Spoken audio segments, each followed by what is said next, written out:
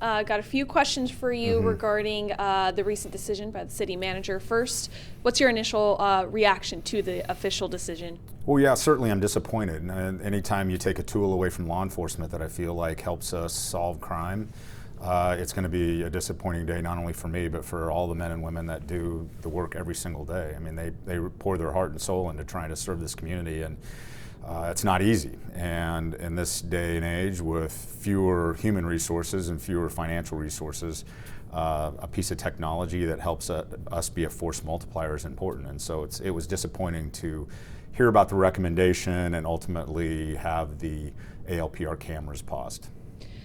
What would you say to those in support of the disarming of the flock cameras, specifically for the privacy concerns? Yeah, well, the first thing I would say is I hear you. I understand your concern. I understand that there is a concern around this particular piece of technology. I struggle to connect the dots around privacy concerns when you think about what this technology is designed to capture, which is a vehicle and a plate on a vehicle, which is a government-issued plate, and it's on an open public roadway. There's no expectation of privacy. I know that doesn't make it feel any better to feel like you're being watched or being monitored on your comings and goings with your vehicle.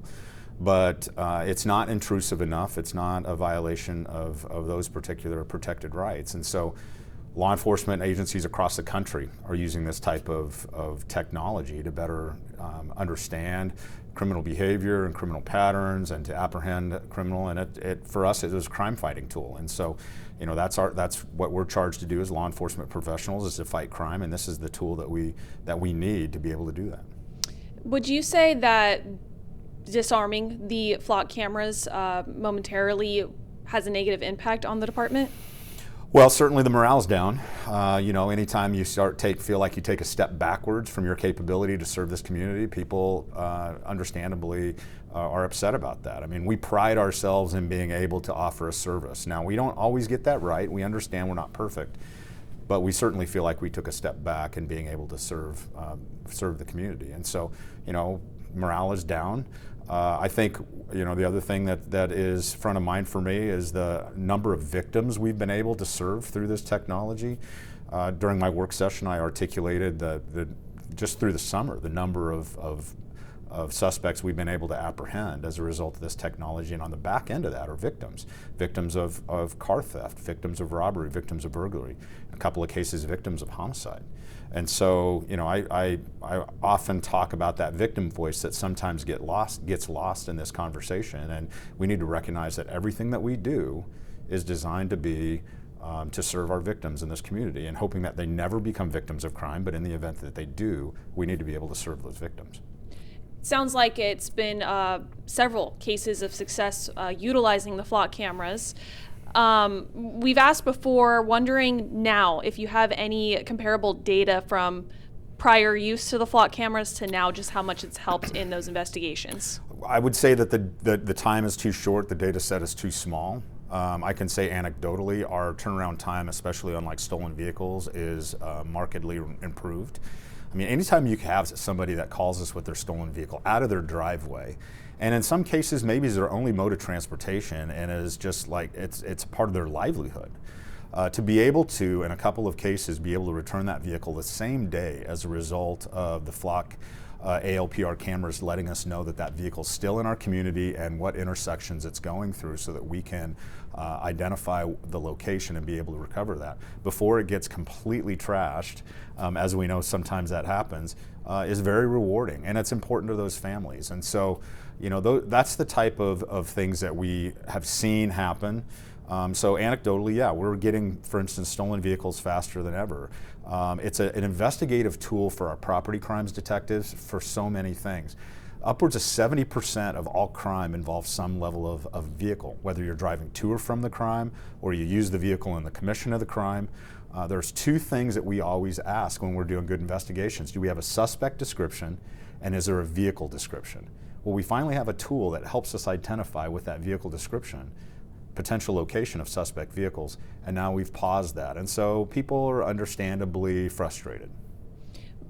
And just to confirm, it's just too soon to have like hard statistics on this is the success rate in investigations now to prior. Yeah, I mean, we're talking about just a few months that we've been able to do this. Really, for us to be responsive to looking at statistical analysis, we need to have an entire year's worth of data to be able to look at, okay, how fast were we clearing similar such cases before ALPR, and how quickly are we able to clear those cases post and the use of ALPR. We need a little bit more time to be able to ascertain that.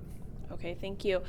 With the cameras being turned off, are they not collecting any data now that they're disarmed? That's correct. They're paused. They're not collecting any data at all. There's data in there from the prior 30 days that has not been erased yet, but it's not collecting any new data.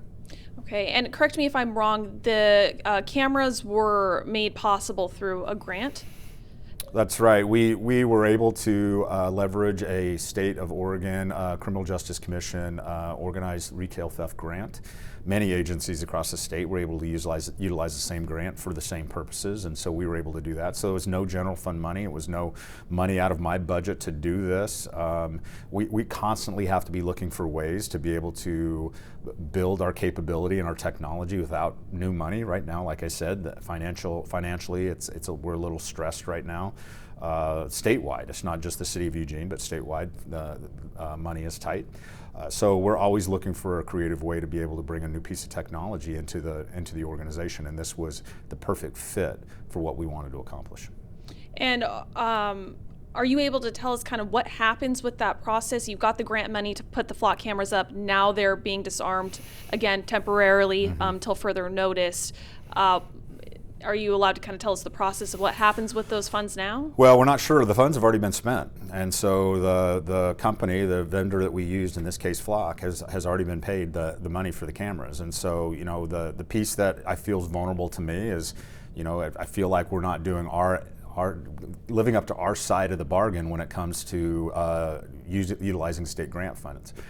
So we'll be working with the grant authority on what that looks like. We don't know yet. Certainly I'm concerned about our ability to be competitive in the future. We applied for this grant. It was well over $350,000. We thought we had a really good solution for the grant money, and now all of a sudden that money has been spent and we're not utilizing it the way we said. And so I could see us being less competitive in the future for these grants. We certainly want to overperform in grant environment and not underperform, and right now we're underperforming. And I know this is a little premature to ask, but if it ended up coming down to the removal of the flock cameras, would that be out of the city budget, your budget? We're working with the vendor now about what that would look like. I believe they would come and uninstall those cameras. It would not be new money, as far as I can tell right now, but the full elimination of the program is going to be a further conversation with the vendor on how we might do that. Okay, thank you. On Monday's city council meeting, city manager mentioned you guys are in communication specifically regarding some language on the flock camera contract. Can you go a little further into that conversation? Well, we've been in ongoing conversations with the flock company, and they've been very responsive trying to meet our needs. The thing that I would like people to remember is that law enforcement isn't administered the same way across the country. You know, we're unique in the sense that, you know, Oregon is a sanctuary state and Eugene is a sanctuary city, and we're bound by certain prohibitions around immigration enforcement and some of the things that are so sensitive to people right now. And Flock has been really responsive about ensuring the security and providing all the certifications that are needed for security. They've been really responsive on how we tighten up the sharing agreement on who shares and who doesn't. You know, it's our data. I know, and people are having trust issues with the company, but that it's our data, and we have to approve who gets the data or who we share the data with. We can tighten that up to just being Eugene only and not sharing with anybody. I would suggest that Lane County would be the appropriate span of control, so that City of Springfield and Lane County Sheriff's Office could leverage our data, but we can tighten that up, and Flock has been great about doing that. So we're constantly talking about the contract provisions and how we can tighten those up and try and answer those questions and help people be a little bit more confident in the contract. And at the end of the day, regardless of whether it's this contract or any contracts that are in our life or in our personal life, you build the very best contract you can, you sign it, and there's a certain amount of trust that the two sides are going to adhere to those contracts. And if they don't adhere to the contract, then there's consequences. So right now, what we're doing, like we do with every vendor, is we have a good contract, continuing to work on it. We will trust that they adhere to their side. In the event that they don't, that there will be ramifications. I have no problem turning this system off if Flock ever did anything nefarious with our data. I would have no problem doing that. But so far right now, what I've had on the other end of this is a good partner. And the outcomes and the data are proving valuable in our community. Okay, thank you. With this specific grant, did you have any communication prior to it happening, I suppose, with the City Council? No conversation with the City Council prior. I mean, very rarely, if ever, have I had a conversation with the City Council about operational decisions that we make or grants that we apply for. We're applying for grants all the time. We have, for a variety of different things, for both equipment, as well as overtime and special operations. Those are operational decisions, and what the City Council is charging me to do is make good operational decisions around public safety and helping people feel safe. I made this operational decision squarely under the premise of fighting crime in this community and identifying the suspects that are perpetrating crime and bringing them to justice. And so I did not have any conversation with the City Council. Okay, and the city manager mentioned possibly a work session on the topic in early November. Assuming there's going to be conversations between now and then, is there anything we can expect in that work session? I think the work session, based on the recommendation, is the pause to come back and have further conversations. So what we'll be doing and working on between now and the work session is finalizing a contract, seeing if there's any other language that we feel like we need in the contract, going back to the Flock company, Flock Safety, and asking them for additional language above and beyond what we already have. The original contract looked very different than the contract we have now, and so we'll be thinking about what new provisions we might want in there.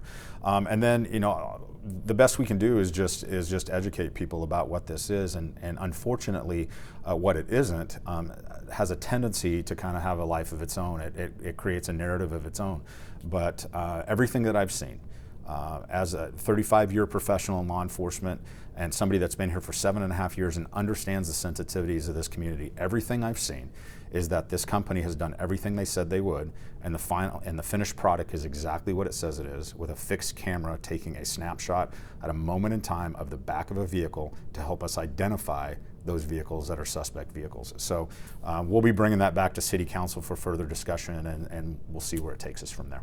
Okay, thank you. Final question for you. With the city manager retiring at the end of the year, any concern regarding this topic with the change of command? I've got a lot of concerns about our city manager being done. It's been a great partnership. She's the best city manager I've ever worked for, quite honestly, and I've worked for a few. I'm always nervous about change in leadership at the city.